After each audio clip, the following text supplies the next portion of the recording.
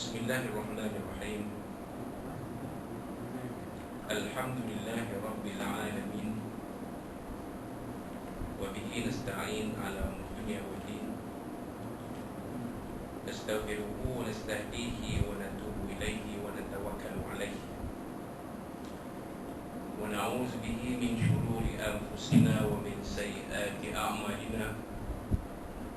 Man yahdihillahu fala mudilla lahu wa huwal muhtadi. ومن يضلل فلا تجد له وليا مرشدا ولا هاديا له. أشهد أن لا إله إلا الله وحده لا شريك له وأشهد أن سيدنا محمدا عبده ورسوله. اللهم صل وسلم وبارك على هذا النبي الكريم سيدنا وحبيبنا وشفيعنا وزورنا ومولانا محمد المصطفى وعلى آله وصحبه ومن دعا بدعوته وتمسك بسنته وجاهد في سبيل الله إلى يوم الدين. رب اشرح لي صدري ويسر لي أمري واحلل عقدة من لساني يفقهوا قولي. سبحانك لا علم لنا إلا ما علمتنا إنك أنت العليم الحكيم. ولا حول ولا قوة إلا بالله العلي العظيم. اللهم افتح علينا حكمتك ونشر علينا من خزائن رحمتك يا أرحم الراحمين. اللهم أرنا الحق حقا وارزقنا اتباعه وأرنا الباطل باطلا وارزقنا اجتنابه.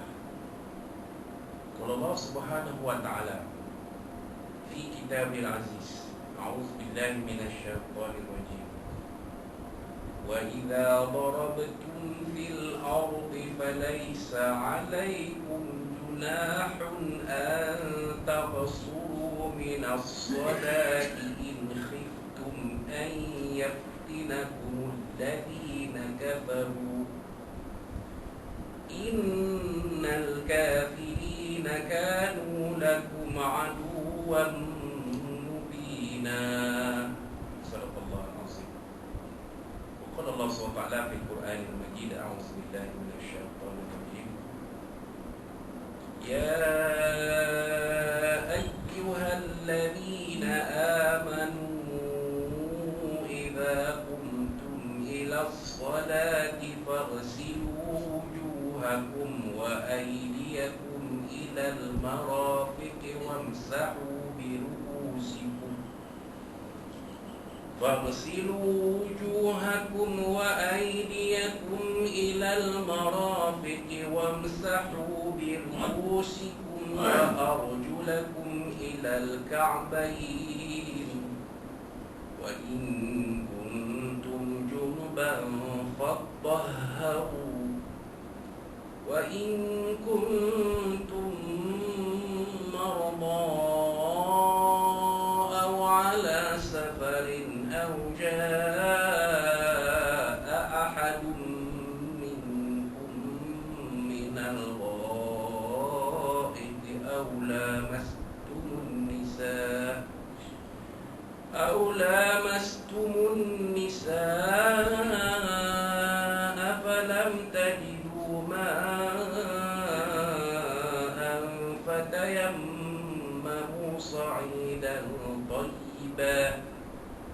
فتيمموا صعيدا طيبا فامسحوا بوجوهكم وأيديكم منه ما يريد الله ليجعل عليكم من حرج ولكن يريد ليطهركم وليتم نعمته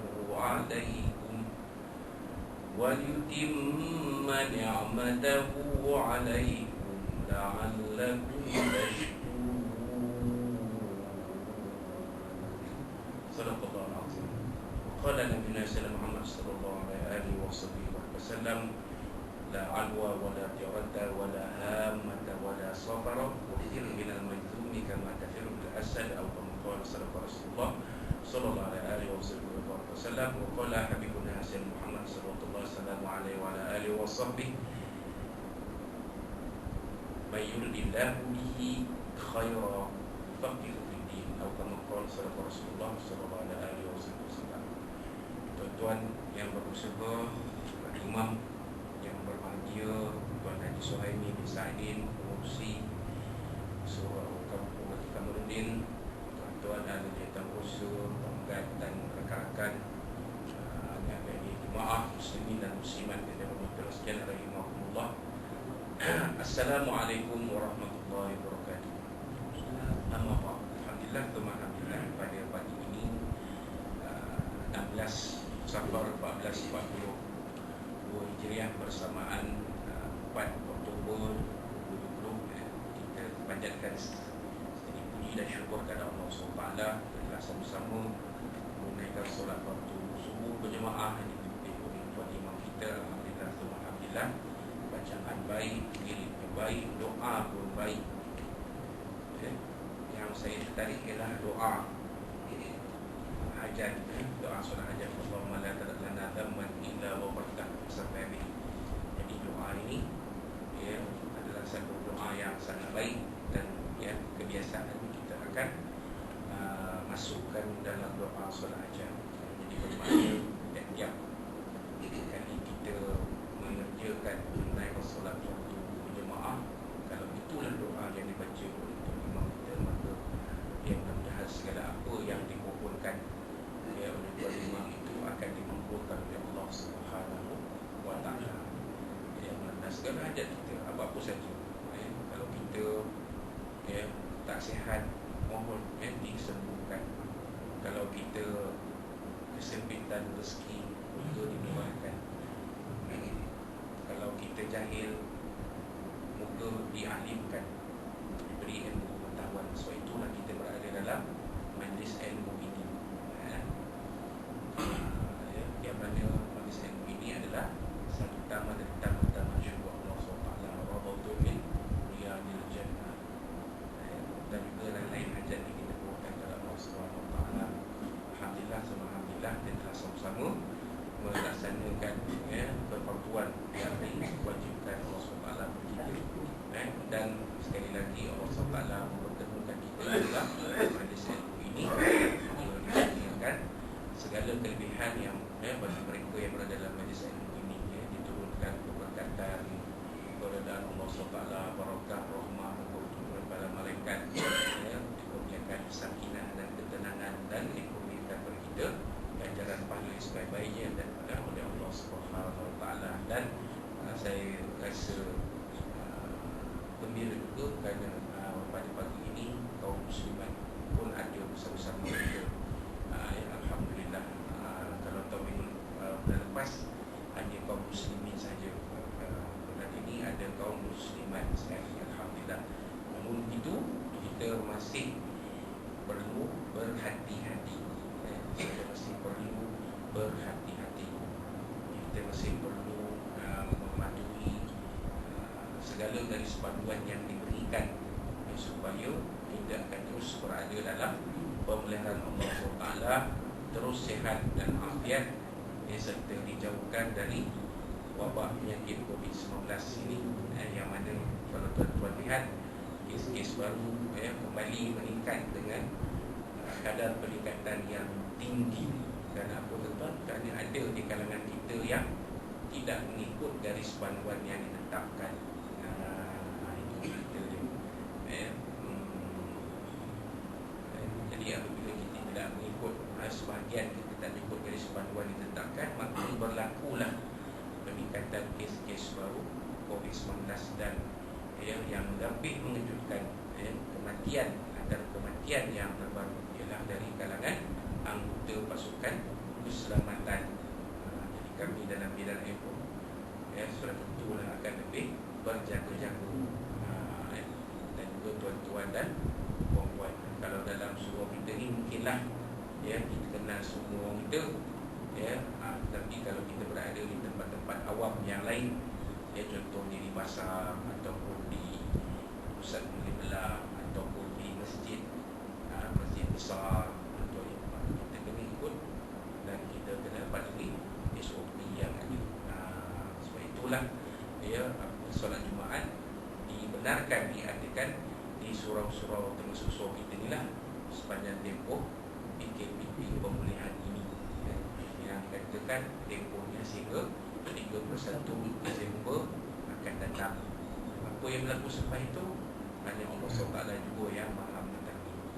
Tapi kita sebagai muslimin, muslimat, mukminat, tentulah kita berdoa kepada Allah SWT, mudah-mudahan keadaan akan kembali pulih seperti sedia kala, seperti biasa.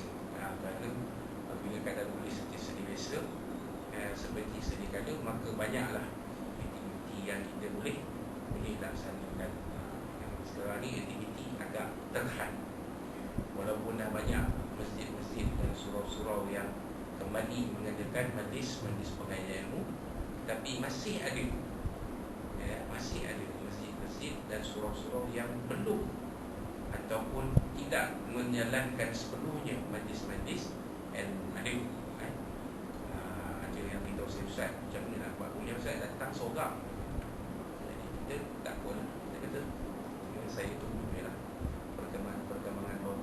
Ada masjid yang menjalankan majlis ilmu yang terhad, maknanya dia ada beberapa orang tenaga pengajar saja yang dibenarkan meneruskan majlis pengajian. Kenapa? Alasannya jemaah tak ramai, jemaah sedikit saja.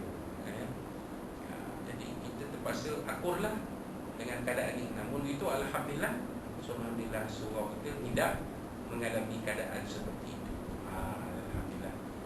Dan surau kita boleh menjalankan solat Jumaat di KPP. Jadi dalam tempoh 3-4 bulan ni bertambahlah sumber kewangan surau kita. Alhamdulillah.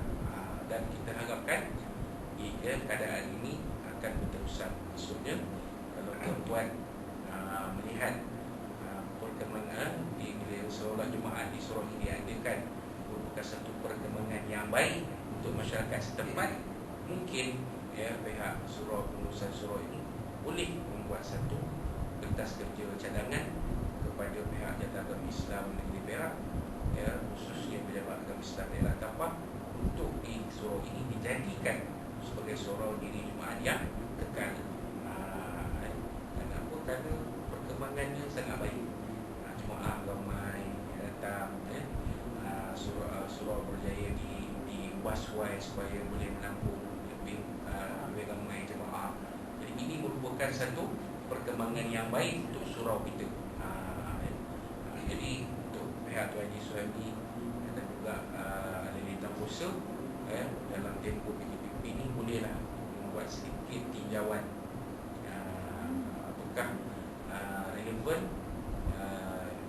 dibuat permohonan seperti itu untuk surau kita.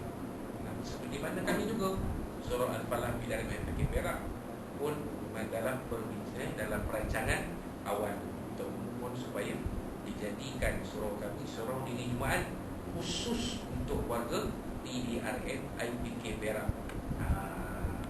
Khusus untuk warga PDRM IPK Perak. Maknanya surau itu khusus untuk kami lah.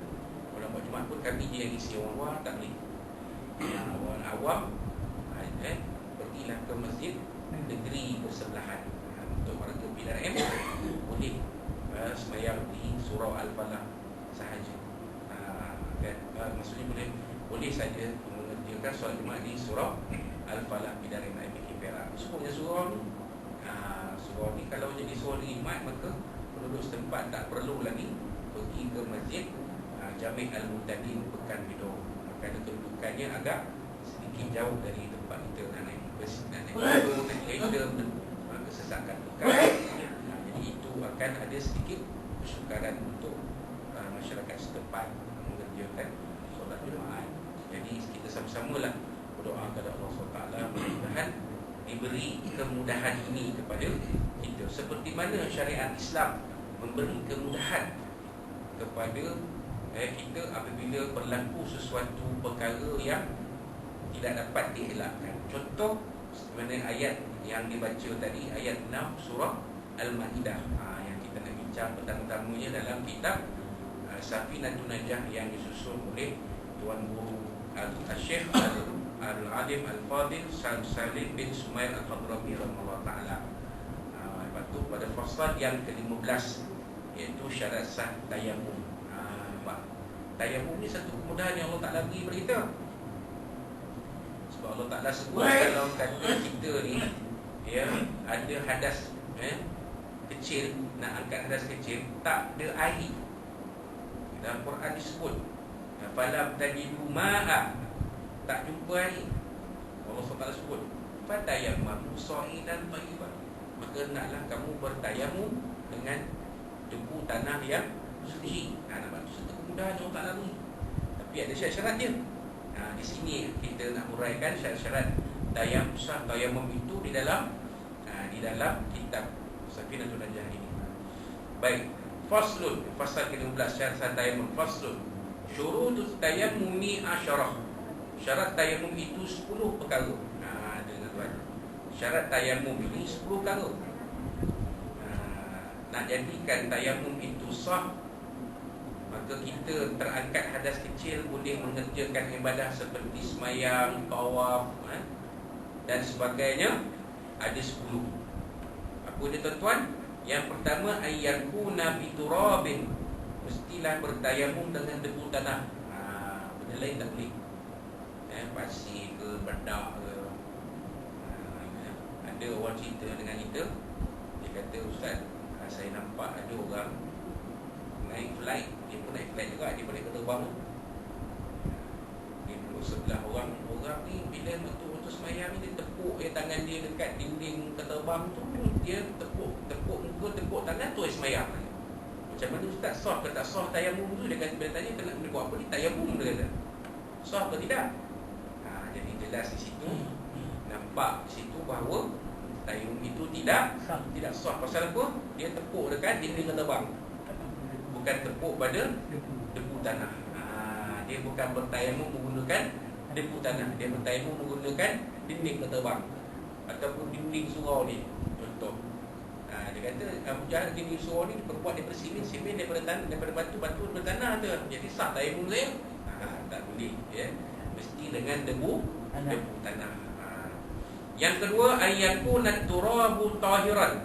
Debu tanah itu mestilah suci. Jadi sekarang ni tak susah. Ada kelengkapan tayamum. Debu tayamum dijual dalam bentuk botol, dalam bentuk satu set tayamum, kan? Jadi tak ada masalah tayamum ni. Ya, pokok pangkal kita tahu nak guna. Itu kan? Kan? Kalau pergi ke kedai-kedai jual barang ibadah tu, ada katanya, ada tak set tayamum? Ada tak botol debu tayamum? Mesti ada punya. Mesti ada. Kan? Kedai-kedai yang jual barang ibadah tu, tasbih, kan? Sejadah, barang ibadah lah, kan? Telepon, kain melekat, kopiah, jubah. Itu kadang-kadang kedai barang ibadah. Kadang-kadang disekalikan dengan menjual kitab-kitab. Ada kedai macam tu, dia jual kitab, dia jual barang ibadah sekali. Kan? Ya? Memang jualannya perlahan. Ya? Tapi ialah kenalah si peniaga itu kreatif mencari sumber pendapatan. Jangan buru-buru saja, kena usaha. Kena usaha. Kita ni orang Islam ni, ahli sunnah wal jamaah, Asy'ariyah Rasulullah ni, dalam diri kita, ya, perlu ada usaha. Usaha, doa, tawakal. Ini usaha. Doa pun ada. Kalau usaha saja doa tak ada, tak jadi. Kalau usaha saja doa ada tapi tak bertawakal kepada Allah SWT pun tak jadi. Kena tiga sekali. Kita usaha, kita sakit, kena usahalah ubat. Macam saya, kena usahalah. Doktor, pergi bergabung, pergi ruqyah. Cuma Allah Ta'ala belum bagi kesembuhan. Kesembuhan kan tak ada Allah SWT, tapi kita kena usaha. Berdoa, ya Allah, sembuhkan aku. Wa iza maritu fa huwa yashfin. Allahumma shfini wa anta syafi. Kan? Wa bishfina min kulli da wa afina minal bala. Itu tuan-tuan boleh amalkan zikir tu. Macam kami yang Ilmu 9 mengamalkan zikir tarikat Ahmadiyah. Itu zikir Rabbish fina min kulli da wa afina minal bala. Itu buat lagu lagi supaya jadi orang boleh follow untuk suruh nak berzikir sekali. Itu doa. Rabbish fina min kulli da, ya Allah sembuhkan kami dari semua penyakit, wa afina minal bala, dan selamatkan kami dari semua bala. Itu dia doa tu, zikir berbentuk doa, doa berbentuk zikir. Rabbish fina min kulli da wa afina minal bala. Rabbish fina min kulli da wa afina minal bala. Berapa banyak nak zikir lah. Kalau 1000 lah. Zikir tak ada masalah. Ambil tasbih pun ada. Buat 100. Macam kita tahlil kan. Tapi zikir tu lah. Rabbish fina min kulli da wa afina minal bala. Rabbish fina min kulli da wa afina minal bala. Suatu lagi. Kan? Jadi balik pada tadi, maknanya tubuh tanah itu hendaklah suci. Itu dia. Tidak kotor, tidak terkena najis. Itu wa alla yakuna musta'malan, dan tubuh tanah itu tidaklah, mestilah tidak mustakmal. Maknanya bukan yang terpakai. Kalau dah terpakai tak boleh buat apalah. Satu nak menjaga. Kalau tuan-tuan nak lupa cara nak bertayamum, dalam video ada, tulis saja cara bertayamum. Tengok macam mana cara bertayamum. Debu tanah tu kalau pakai sekali tak boleh pakai kali kedua, pasal dia dah mustakmal. Kena pakai tu, maknanya kita kena buat 2 set debu, satu untuk muka, satu untuk tangan. Sebab bila kita dah tepuk debu itu ke muka kita, maka debu yang ada di tangan, tapak tangan ni sudah mustakmal. Kita kena bersihkan. Nampak? Itu yang ketiga. Yang keempat, apa dia tuan-tuan? Alla yukhalituhu daqiqun wa nahwuhu. Tanah itu mestilah tidak bercampur dengan tepung atau seumpama. Memang debu tanah betul. Jangan tuan-tuan ambil tepung berai pula buat alat tayamum, tak sah. Dia kena debu tanah. Terlupa pula bercampur pula. Tengok tayamum ada sikit-sikit ni tak campur. Tengok ini macam tayamum ke? Ini kita bercampur sekali.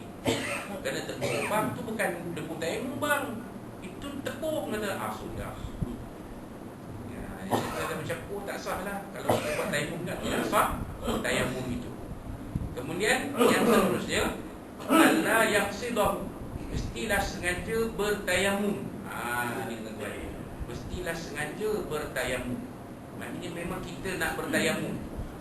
Memang kita nak bertayamum, bukan kita terpaksa bertayamum ataupun kita suka-suka nak bertayamum. Mesti niat tu kita nak bertayamum. Air tak ada. Air tak ada, macam mana kan? Air ada pun untuk minum saja. Contohnya kawasan kita mengalami keputusan air. LFP ni tahu air akan terganggu 3 hari. 3 hari lama. Pasal apa? Pasang pipe baru. Banyak ni kawasan Pido ni nak pasang ni. Jadi kau duduk di kawasan Pido, sehingga takung air, kerana bakalan air akan ada gangguan selama 3 hari. 3 hari tu air yang ada tu nak pakai buat nak buat basuh makanan ke, untuk dimasak ke dan sebagainya, nak buat minum ke. Jadi untuk berwuduk tak ada, tak cukup. Jadi di situ boleh guna tayamum. Boleh guna tayamum. Dengan syarat tiada sumber air yang lain. Kalau ada, tak boleh pakai tayamum. Ada sumber, ada Ustaz, ada sumber air ada kat sungai tu, kita boleh ambil. Sungai tu bersih. Tak boleh lah kita bertayamum, kena berwuduk macam biasa. Memang tak ada. Falam tajidu ma'a, memang tak ada sumber air untuk berwuduk. Untuk minum ada, untuk memasak makanan ada. Untuk berwuduk tak ada. Untuk mandi wajib tak ada. Tak cukup. Maka bolehlah bertayamum. Kemudian yang seterusnya, ayyamsaha wajhahu wa yadayhi bidarbataini. Mestilah menyapu muka dan tangannya dengan 2 tepukan. Itu dia. Jadi disebut dalam Al-Quran, famsahu biwujuhikum wa aydikum min anggota tayamum hanya dua saja, iaitu muka dan dua belah tangan itu saja. Kaki tak masuk. Muka dengan dua belah tangan itu saja. Kemudian alla yazilan najasata awalan, mestilah menghilangkan najis terlebih dahulu. Maksudnya kalau ada najis di tubuh badan kita, naklah dihilangkan terlebih dahulu. Kalau tak, kalau kita najis tu ada, ambil tayamum tidak sah. Dia tahu ada pula dia cecak kat celah-celah jari tangan ni. Tak boleh tak sah tayamum tu. Di mana kita berwuduk juga. Wallahu a'lam. Ada sedikit penambahan, sedikit catatan di sini, iaitu disyaratkan mesti menghilangkan najis yang tidak dimaafkan terlebih dahulu sebelum seseorang bertayamum. Justru jika dia bertayamum sebelum menghilangkan najis tersebut, maka tayamum yang tidak sah. Itu dia tuan-tuan, jelas ke situ. Kemudian yang seterusnya, wa ayyashtahida fil qiblati qiblat qabla, mestilah berikhtiar mencari arah kiblat sebelum bertayamum. Ini tuan. Kena cari arah kiblat dulu. Kita nak bertayamum tu, cari arah kiblat dulu sebelum bertayamum. Itu dia. Kemudian yang ke-9, apa dia tuan? Ayyakuna tayammumu ba'da dukhulil waqti. Bahawasanya tayamum itu mestilah bertayamum selepas masuk waktu solat. Maknanya kita tak boleh bertayamum sebelum azan. Macam subuh ni, sebelum azan tak boleh kita bertayamum. Bab tayamum juga, tayamum itu tidak sah. Kerana tunggu masuk waktu. Masuk waktu baru kita bertayamum, sah bertayamum. Itu maksudnya. Dan yang akhir sekali sebut ialah wa ayyatayammama likulli fardin. Mestilah bertayamum bagi setiap perkara fardu. Itu dia tuan-tuan. Perkara fardu maksudnya solat fardu lah. Solat fardu itu baru sah tayamum. Jadi tayamum ni untuk solat fardu sahaja. Tayamum. Wallahu a'lam. Kemudian pasal yang ke-16 ni ringkas saja. Pasal yang ke-16 ringkas saja, iaitu rukun tayamum. Faslun furudut tayammumi khamsatun. Rukun tayamum itu 5 perkara. Al-awwal naqlut turab, memindahkan debu tanah. Memindahkan debu tanah. Debu tanah tu kena ada kat situ. Daripada botol tu letak di atas hamparan kain ke ataupun atas lantai ke dan sebagainya. Kemudian yang athani an-niyah. Kedua niat. Niat tu mestilah. Kalau tak ada niat maka tak sah tayamum. Bukan saja tayamum, wuduk pun kalau tak ada niat pun tak sah kan wuduk tu. At-thalith mas'ul wajhi, ketiga menyapu muka. Tu dia menyapu muka. Ar-rabi' mas'ul yadaini ila al-mirfaqaini, menyapu kedua-dua tangan hingga kedua-dua siku. Dan al-khamis at-tartibu bainal mashataini, tertib antara dua sapuan. Tu dia maknanya muka, tangan kanan, tangan kiri. Jangan muka, tangan kiri, tangan kanan. Tak betul. Muka, tangan kanan dulu, tangan kiri. Itu dia ceritanya. Dan yang akhir sekali ialah perkara yang membatalkan tayamum. Pasal ke-17, faslun mubtilatut tayammumi thalatha. Perkara yang membatalkan tayamum itu ada 3 perkara. Apa dia? Pertama, ma'abdalal wudu, sesuatu yang membatalkan wudu. Perkara yang membatalkan wudu relevan untuk tayamum. Terkentut ke, tersentuh, bersentuh kulit lelaki perempuan ajnabi ke, perkara yang membatalkan wudu lah. Rujuk balik, perkara yang membatalkan wudu adalah perkara yang membatalkan tayamum. Kemudian yang kedua, wariddah, murtad. Murtad memang batal tayamum. Dan yang ketiga, watawahumul ma'i an in tayammama li faqdihi, menyangka ada air jika dia bertayamum kerana ketiadaan air. Dah bertayamum ni, tiba-tiba orang beritahu kata ada ustaz air kat hujung sana, ada paip tu, maka serta-merta wudu itu batal. Kena kita berwudu, tak boleh pakai tayamum. Sebab banyak kita dah sangka, dah nampak ada air, orang beritahu ada air, saya buka pilih tu keluar air tu, tapi taklah banyak ustaz, dia untuk menitik aja. Maka walaupun menitik air tu pun ada air, maka tayamum itu batal. Kena berwudu. Nak cantik, kalau air menitiknya tu kena pakai botol gaul ni lah. Tak ada tu, lepas tu baru kita berwudu daripada botol ni. Ataupun kalau nak terus daripada baju air tu, kenalah meratakan air ke seluruh anggota wudu. Kan? Wallahu a'lam. Itu.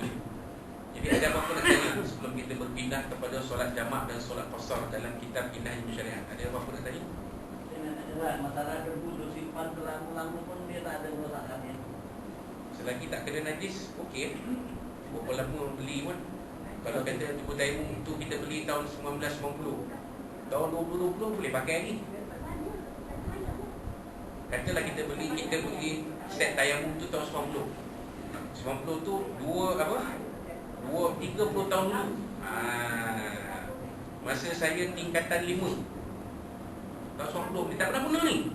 Ada lagi ustaz, rumah saya ada lagi lah botol tu, elok lagi. Bau dia rasa. Kalau tak ada petang dia tak berubah, dia budak tanah apa, bau tak ada bau apa.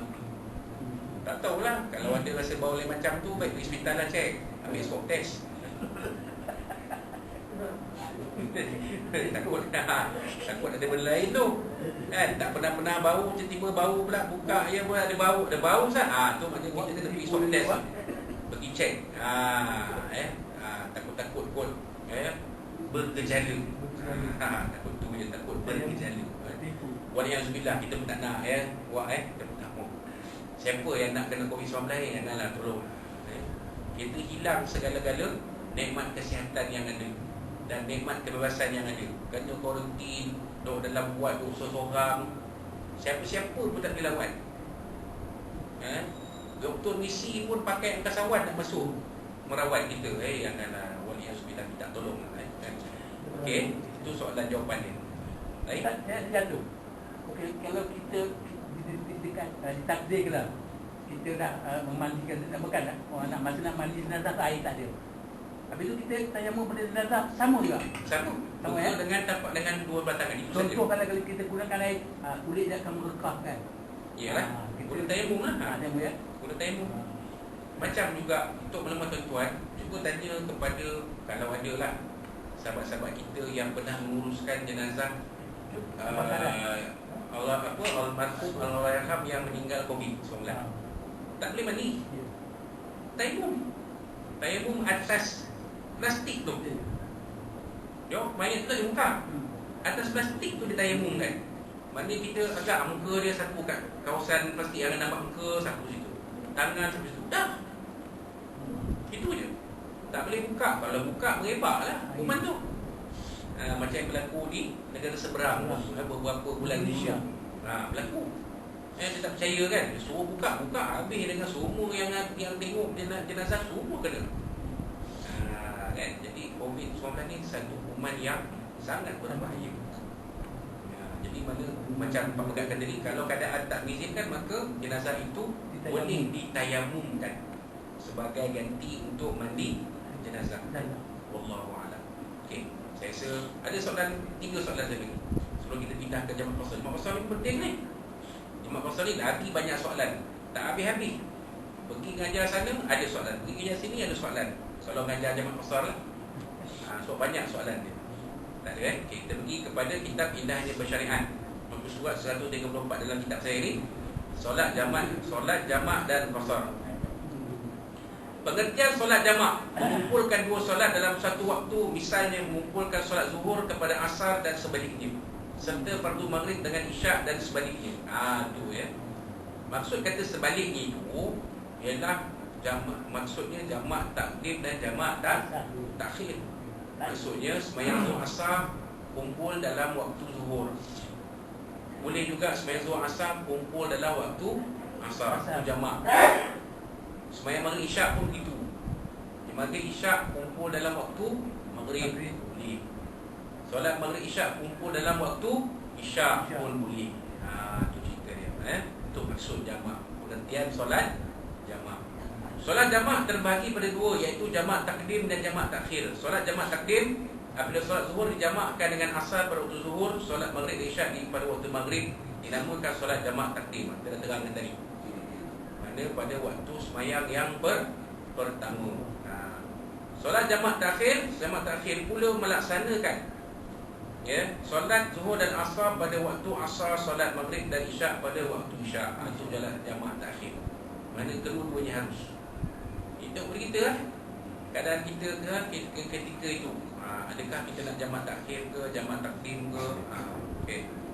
Kemudian syarat jamak takdim, hendaklah dimulai solat pada waktu yang terdahulu. Artinya lakukan zuhur daripada asar dan maghrib daripada isyak. Itu syarat jamak takdim. Kalau kita sembahyang waktu zuhur, nak jamak dengan asar, buat zuhur dulu, lepas tu bawa asar. Gitu. Yang kedua, niat jamak bersolat yang pertama pada permulaan takbiratul ihram atau di tengah-tengah solat selama mana dia belum memberi salam. Contohnya, kalau kita bermula-mula kan, kita usolli fardhu zuhri arba'a raka'atin atau raka'atain ke, jam'ah takdimin, kan, lillahi ta'ala. Ataupun katalah kita nak buat qasar je, tiba-tiba tengah-tengah sembahyang kita tengok jamak lah ni, buat zuhur 2 rakaat kan, tak buat jamak tu Ustaz, ubah.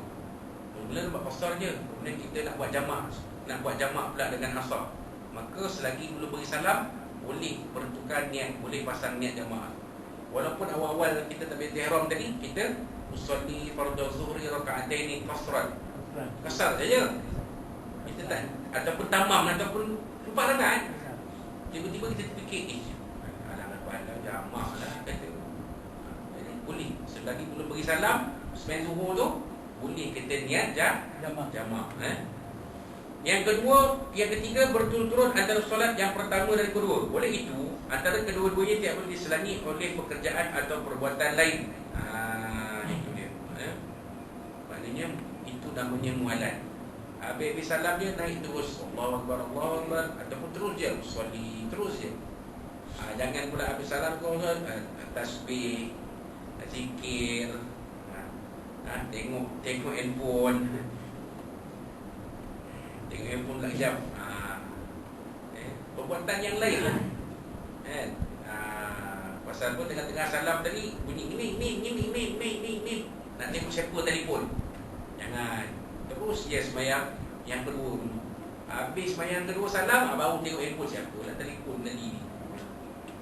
Ada kecemasan ke, ada hal semua ke telefon kan. 3 kali bunyi dah tu. Kan? Jadi tunggu dulu. Jangan kalau kita angkat habis dah. Tak ada dah jamak kat situ. Jadi tamam. Sekiranya diselangi pekerjaan lain yang makan masa selama 2 rakaat solat, maka hendaklah solat pada waktunya nanti. Itu dia. Macam saya sebutkan ni lah. Maknanya jadilah sembahyang itu sembahyang tak tamam, bukan sembahyang jamak lagi. Itu dia. Ataupun cancel lah, buat balik lah jamak lain. Itu dia. Sekiranya diselangi oleh iqamah dan mengambil wuduk, maka jamaknya tidak batal.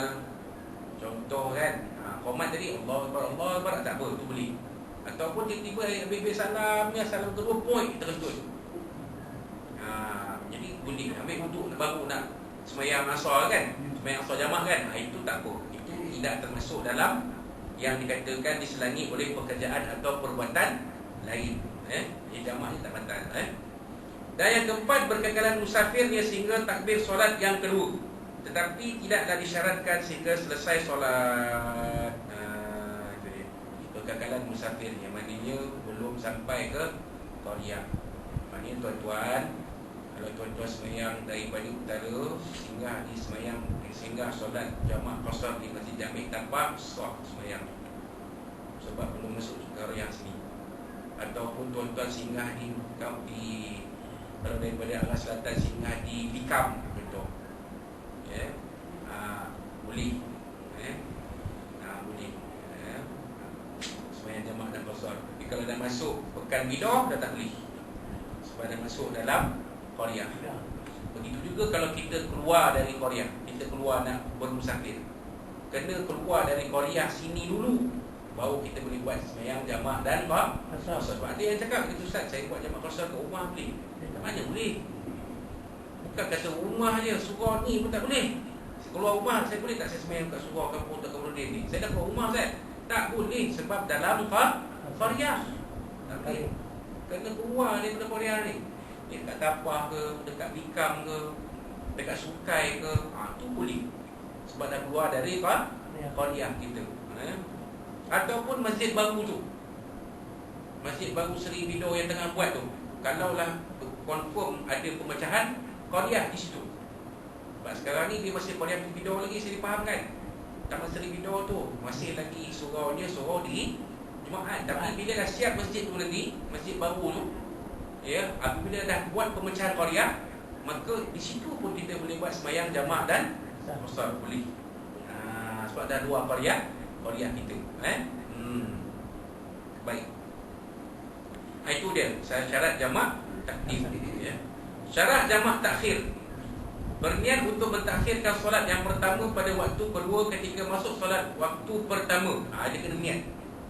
Contohnya boleh masuk waktu zuhur kan, kita tengah musafir ni, dalam kereta highway kan, azan berkumandang radio, Allahu Akbar, Allahu Akbar, kan, dah masuk zuhur ni. Tapi kita niat, nanti asar dalam lah, kita berhenti sembahyang. Jadi kena niat macam tu. Kalau tak sah jamak takhir. Yang kena niat, syarat dia macam tu. Kemudian yang kedua, berkekalan musafirnya sehingga selesai kedua-dua solat. Itu dia, ya. Berkekalan musafir sehingga selesai kedua-dua solat. Artinya lepas sembahyang zuhur tu, itu dia. Masih dalam musafir, ya. Baik. Cara melakukan jamak takhir, apabila masuknya waktu zuhur atau maghrib, hendaklah kita masang niat nak mengerjakan solat zuhur pada waktu asar atau solat maghrib pada waktu isyak. Kita sebut tadi. Ya. Solat jamak takhir tidak disyaratkan tertib, yang mana dahulu, yang mana kemudian. Apabila tiba masa mengerjakan solat jamak takhir, bolehlah didahulukan solat zuhur atau asar. Maknanya bila kita buat jamak takhir, nak buat zuhur dulu pun boleh, nak buat asar dulu pun boleh, ya. Jika mendahulukan fardu zuhur kemudian langsung mengerjakan fardu asar, atau mengerjakan solat asar terlebih dahulu kemudian mengerjakan solat zuhur. Itu dia, Begitu juga halnya dengan jamak takhir solat maghrib dan isyak, walau bagaimanapun digalakkan supaya mendahulukan solat asar dan isyak. Sebab dia jamak takhir kan, kalau lebih digalakkan buat asar dulu, lepas tu zuhur, isyak dulu, lepas tu maghrib. Sebab adalah waktu mendirikan solat pada waktunya. Nampak kan? Inna solata kanat 'alal mu'minina kitaban mawquta. Semuanya solat ini satu atas orang-orang beriman merupakan suatu kefarduan yang ditentukan waktunya.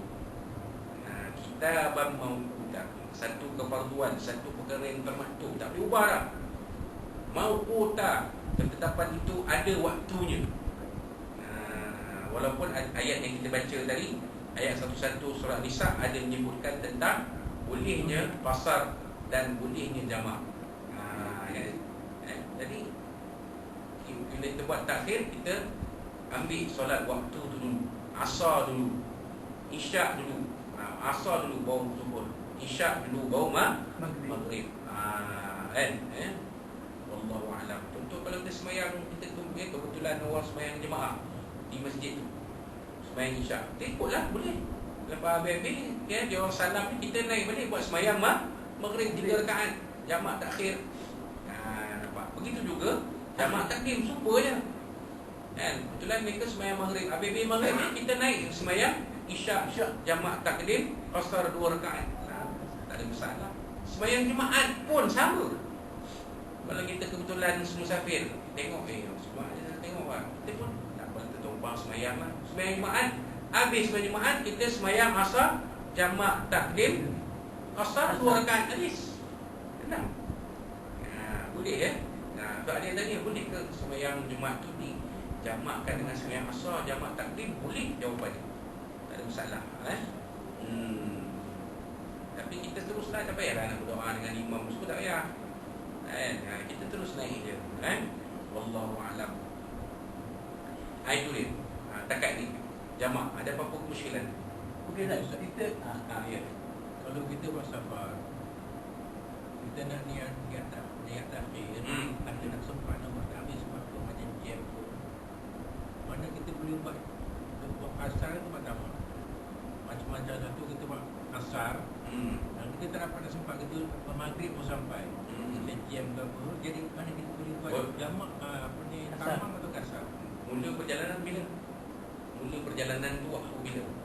Masa-masa kita nak sampai tu lah. Kita mula tu dah masuk waktu zuhur belum? Alah zuhur lagi, tapi kita niat untuk Okey. Dalam keadaan itu, pandangan saya lah. Dalam keadaan itu kita takut sebab takut asar tak sampai. Kita takut sampai sana waktu maghrib. Mana habis dah asar, suruh kita habis lah kan. Jadi langkah selamatnya buatlah jamak takdir. nak masuk dia, kita nak buat takhir. Kita niat berjalan Yalah. kita nak buat takhir. Tapi mungkin disebabkan jam ke apa, kita tak jadi mana kita buat kasar ke tamam masa maghrib tu. Oh, masa maghrib. Masa maghrib ni. Kita tak sempat. Terus main di mana suruh asar tu. Kalau tak jadi ada tak qada sempat nak buat. tak boleh lah jamak. Qada tak ada jamak. Jadi mana Qada tu kena buat tamam lah. Tak sempat tak Jam, sempat. jalan Jam jam, dia tak sempat. Stuck kan. Walaupun ada pendapat mengatakan boleh diguna pakai kaedah semayang dalam kenderaan. Ada kat kaul macam tu, ada. Kan dalam dua kereta tu semayang macam kita semayang dalam kereta api dah. Melainkan driver lah. Penumpang-penumpang kenalah. Satu kaedah, satu lagi kaedah semayang menghormati waktu. Maksudnya kita bila kita sampai di maghrib tu, kita singgah maghrib tu, kita semayang balik. Tamam balik, semayang balik zuhur 4 rakaat, asar 4 rakaat. Macam tu. Dia ada beberapa kaedah. Jadi saya faham tu. Mula tu nampak tak clear sangat. Okey, faham. Jadi satu kaedah kita kena qada lah. Pasal tak sempat kan. Satu kaedah lagi, semayang dalam kenderaan. Kalau driver tu pun sendiri pegang steering pun, katalah stuck ni memang tak bergerak langsung ni. Dia pun sama. Allahu Akbar. Tapi janganlah steering biar aja. Allahu Akbar. Ganti lah. Tapi kalau alignment tu okey, dia tak lari. Lagipun perlahan sangat, perlahan. Kalau jam memang perlahan lah. Kan? Allah.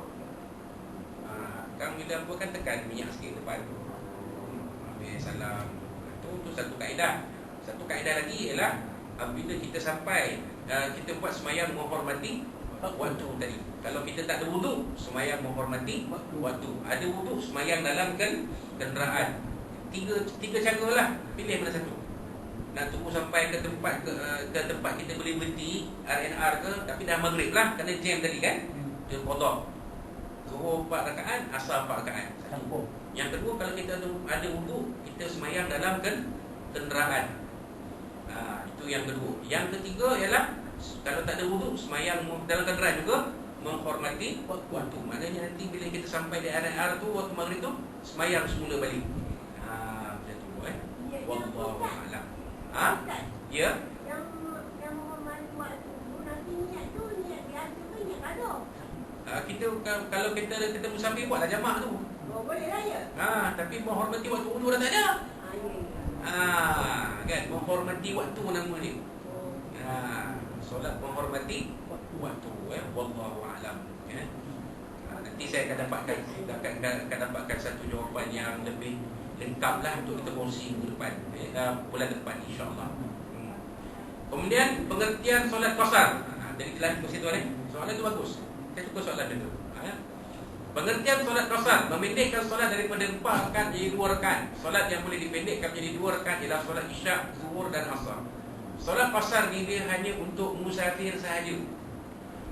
Orang yang dalam kepayahan mengerjakan solat fardu pada waktunya walaupun bukan musafir, dibolehkan jamak. Contoh, jurawat yang bekerja, dia masuk pukul 2.30, dia keluar pukul 9. Siapa nak tangguh sembahyang asar maghrib dia? Maka sebelum dia masuk betul 2.30 tu, waktu zuhur tu dia buat jamak dengan asar sekali. Bila maghrib, sebelum dia habis isyak 9.30 habis, sebelum dia balik, dia singgah di surau hospital, buat semayang jamak takhir maghrib dengan isyak 4 rakaat, zuhur asar 4 rakaat, tidak ada qasar. Qasar hanya untuk musafir. Orang yang ada kesusahan, susah. Tak boleh nak ni. Kan tak boleh nak keluar. Contohnya kalau lagi-lagi dia berada di ward COVID-19, dia tak boleh nak keluar.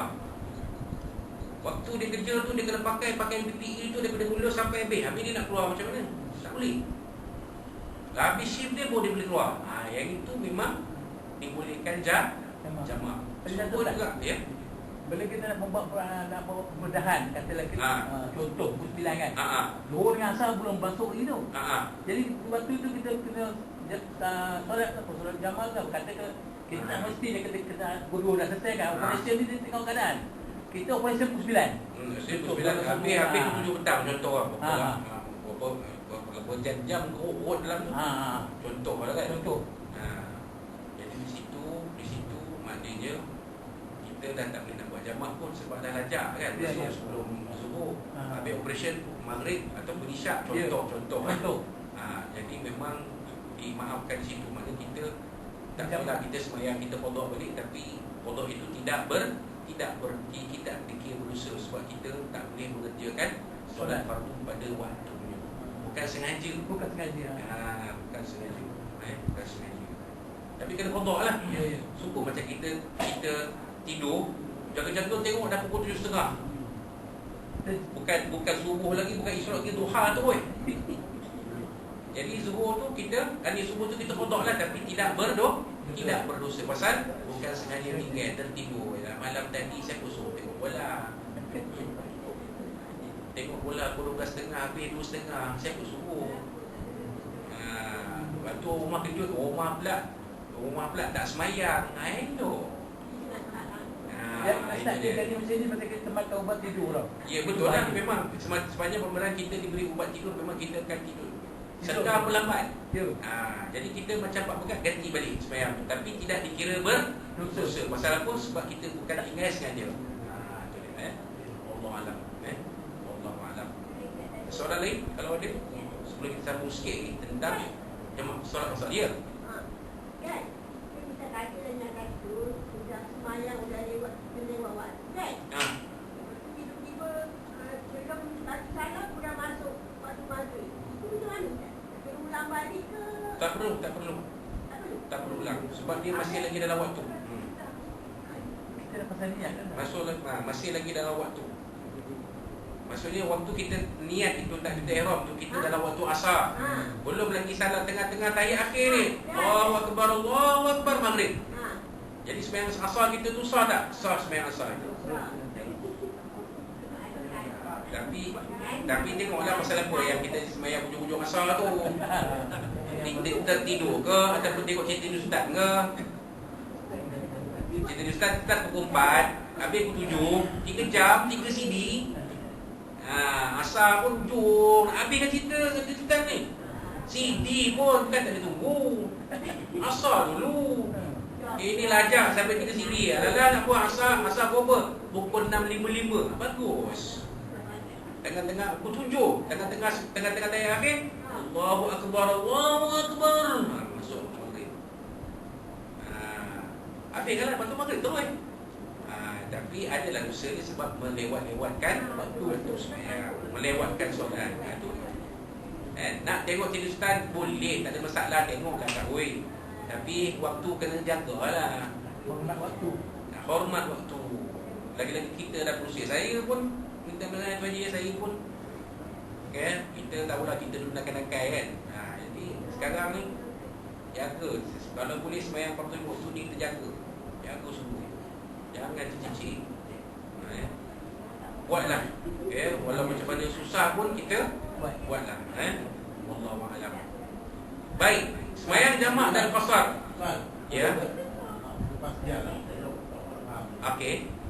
Saya yang solat Isya, Asar, Zuhur. hanya untuk musafir saja. Musafir saja. Kalau macam bertugas nak tugas tadi ni tak salah benda semayang dia tidak ada. Dia boleh jamak tapi 4 dengan 4 lah. 4 juga lah. Sama macam untuk polis yang menjalankan SJR Sekatan Jalan Raya untuk COVID itu ni. Syukur je. Sekarang lepaskan untuk musafir juga. Jadi solat qasar hanya musafir sahaja. Contohnya ada satu keadaan di mana bolehkan jamak, tapi benda ni di Malaysia kita tak buat lah. Apabila berlaku keadaan yang hujan yang sangat lebat dan cuaca yang sangat sejuk, itu boleh jamak. Tapi di Malaysia kita tak buat sebab di Malaysia ni keadaan dia tak ekstrim. Tak ekstrim, tak melampau. Kalau di negara yang sejuk dia melampau, contohnya macam di Eropah bulan 12 ni, sejuk dia dia orang boleh jamak. Ataupun salji turun tak berhenti. Salji daripada pukul 10 turun salji sampai pukul 5 tak berhenti. Maka sembahyang zuhur tu boleh dibuat jamak. Itu pandangan setengah ulama fiqh. Tapi di Malaysia keadaan kita tak ekstrim. Boleh, tak ada masalah. Lebat tara mana pun hujan di Syah ni. Kan? Melainkan kalau berlaku bah besar kan. Qasar hanya untuk musafir sahaja. Itu dia, musafir sahaja. Wallahu a'lam. Solat jamak dan qasar ialah solat yang hanya dilakukan ketika apabila seorang itu bermusafir lebih daripada 2 marhalah. 2 marhalah ni bersamaan 90 km. 90 km 56 batu. Itu 2 marhalah. Bermakna satu marhalah 45 km. 45 km macam Ipoh ke tempat saya temu tu 45 km satu marhalah. 2 marhalah Ipoh ke Sungai. Itu 2 marhalah. Jadi Ipoh Sungai boleh buat semayang jamak dan qasar ataupun apa-apa jarak yang seumpama je. Ipoh Kerian, Ipoh Bagan Serai boleh buat jamak qasar. Ipoh Balik Buntar boleh buat jamak qasar. Tak cukup 70. Video kalau kansa pun cukup. Video Kuala pun cukup. Video Kuala bagi lagi. Ipoh video tak boleh kahoi, tak cukup. Tak boleh. Buatlah tamam. Ni semua lahat, semua nak pergi main dia had ni. Kan tak tahu. Tahu tak apa. Okey hal-hal berkaitan jamak qasar ni adalah sekali sebab panjang perbahasan jamak qasar ni, kita akan sambung bulan depan. Hal-hal berkaitan jamak dan qasar apabila seorang itu bermusafir lebih daripada 2 marhalah, ulama-ulama berbeza pandangan dalam menentukan jaraknya. Ada yang menyatakan 48, 56 dan 60 batu. Maka dia harus melakukan solat jamak dan qasar dan jamak sekali. Artinya boleh menjamakkan 2 solat serta mengqasarkannya sekali. Walau bagaimanapun dia boleh melakukan salah satu antara yang berikut: menjamakkan 2 solat fardu tanpa qasar, menjamakkan 2 solat fardu dan qasar, mengqasarkan solat tanpa jamak, iaitu mengerjakan solat zuhur, asar, isyak dengan 2 rakaat yang berasingan. Maknanya kalau kita zuhur buat qasar dia, solat fardu zuhur rakaat ini qasar Allah Taala boleh. Sampai nanti sampai satu tempat dah ada masjid pula, asar pula buat qasar. Kita musafir ni boleh, tak ada masalah. Itu kemudahan tuan suami tak ada masalah. Nak buat 4/4 boleh, nak buat 2/2 boleh, nak buat 4/2 boleh. Nak kreatif ni, kreatif inovatif KIK tuan suami tahu kan KIK. Kreatif dan inovatif kan. Dibuatnya zuhur 4 asar 2, dibuatnya zuhur 2 asar 4, boleh, tak ada masalah.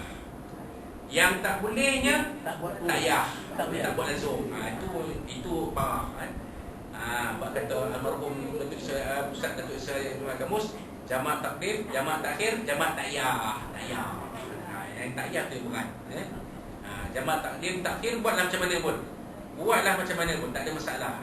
Qasar pun macam tu kan. Nak buat 2 boleh, nak buat qasar saja boleh, nak buat jamak saja boleh, nak buat jamak qasar boleh. Tak ada masalah. Macam saya cakap tadi, 2/2 boleh, 4/2 boleh, 2/4 boleh. Kreatif.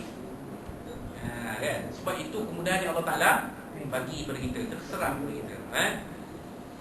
Solat jamak dan qasar adalah satu kedengaran yang diberi oleh Allah SWT kepada hamba-Nya dalam segenap masa bagi orang bermusafir, sama ada senang atau susah, asalkan melebihi 2 marhalah.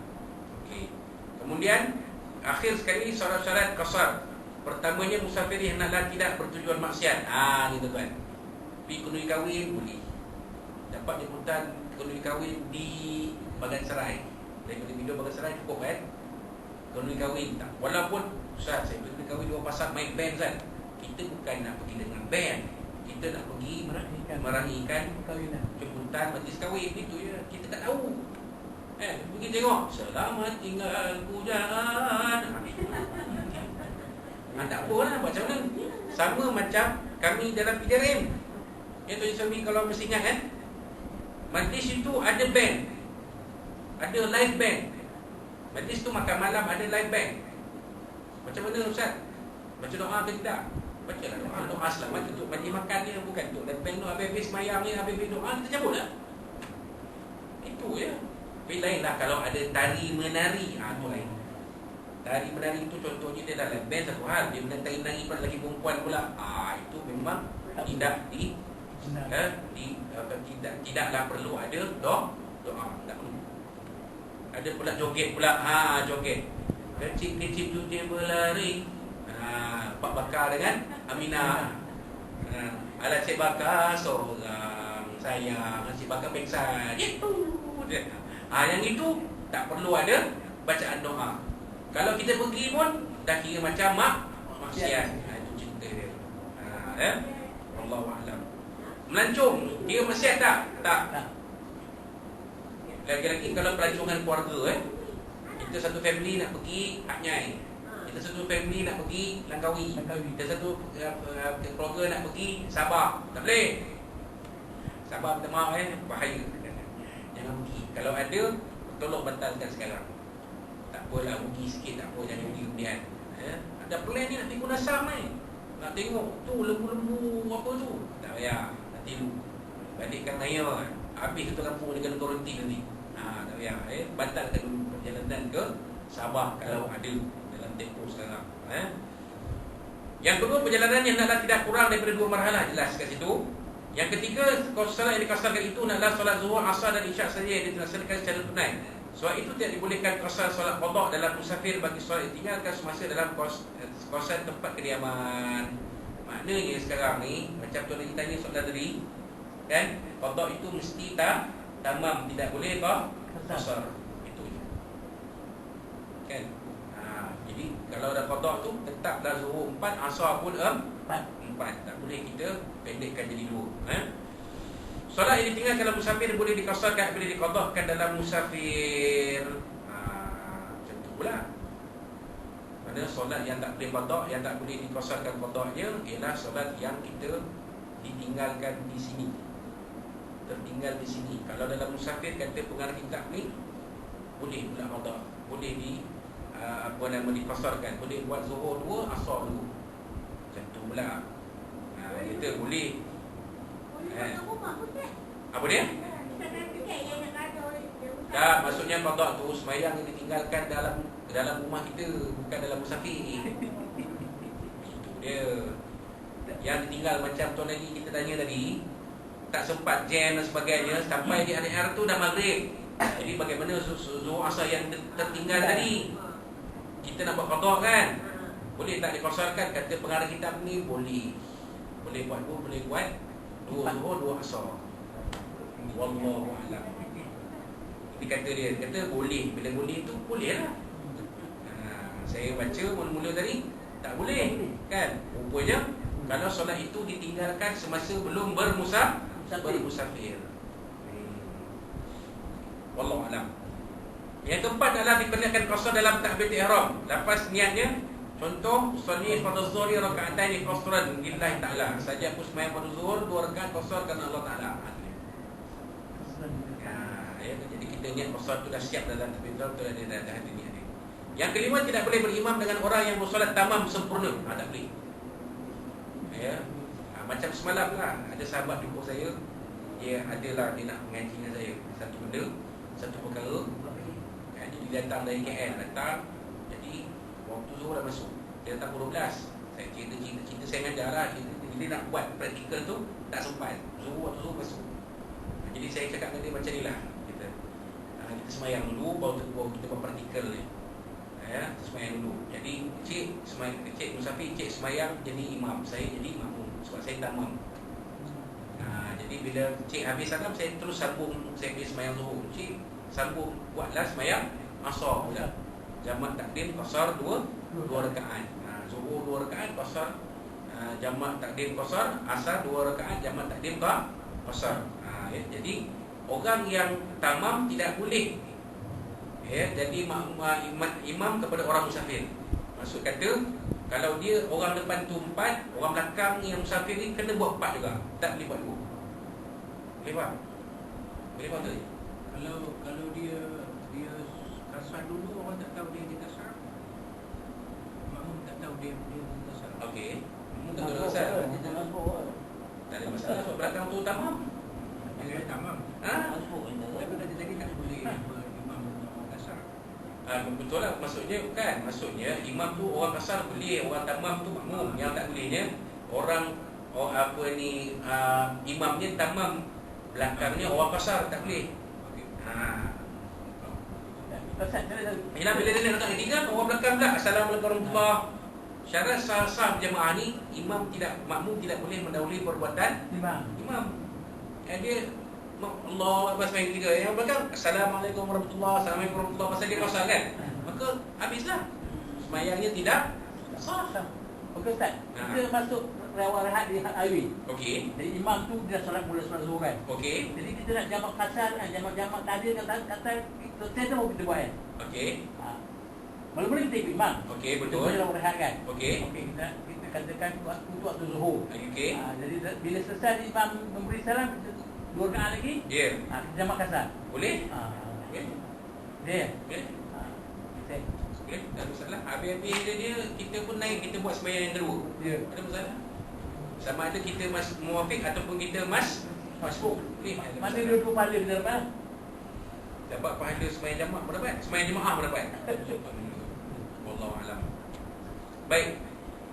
Hendaklah di tempat yang dituju itu ditentukan. Jika sekiranya tempat yang dituju tidak tentu, maka tidak boleh qasar. Mari kita tahu dah. Tempat yang kita nak pergi itu tahu dah. Kata Bagan Serai ke ataupun Kuala Lumpur ke, kita tahu dah. Kalau tak pasti, tak sah qasar. Kita agak-agak mula kata nak pergi Ipoh dah lajak pula. Tengah-tengah dah sampai Ipoh, bang kita pergi pergi Kuala tu kata lebih jauh lah. Lebih Kuala bang. Mana tak boleh kah? Qasar kan. Mesti dah tahu kata betul-betul memang lebih daripada mula kita nak agak ni, kita nak pergi Kuala tu. Itu dia kan. Wallahu alam. Yang ketujuh, berkekalan perjalanan sehingga sempurna solat. Itu memang jelaslah. Kekal dalam perjalanan Yang ke-8, dia tahu bahawa orang musafir itu harus mengerjakan solat qasar. Jadi kena tahu. Jadi kalau tak tahu, jadi sembahyang qasar itu tidak sah. Dia kena tahu. Kita memang agak saya ikutnya, saya tak tahu. Orang buat dua, saya buat dua lah je. Tak boleh macam tu Wallahu a'lam. Itu dia. Jadi insya-Allah pada bulan kita akan datang, kita akan sambung dengan perkiraan sebagai musafir. Ini benda yang penting Macam mana perkiraan sebagai seorang musafir pada buku surat 136. Untuk kitab Safinatul Najah, kita akan sambung dengan perkara pasal yang berikutnya, iaitu istihalah, perubahan daripada najis kepada suci, pasal yang ke-20. Pasal yang ke-20. Maafkan saya. Betul tak? Pasal itu bukan silap. Pasal yang ke-20 tadi. Pasal yang ke-18, istihalah, perubahan daripada najis kepada suci, muka surat 40. Itu dia. Untuk kita ilmu syariat tadi berkaitan dengan musafir. Wallahu a'lam. Itu kuliah kita jumpa semula pada kita jumpa semula tarikhnya ialah pada Allahu Akbar.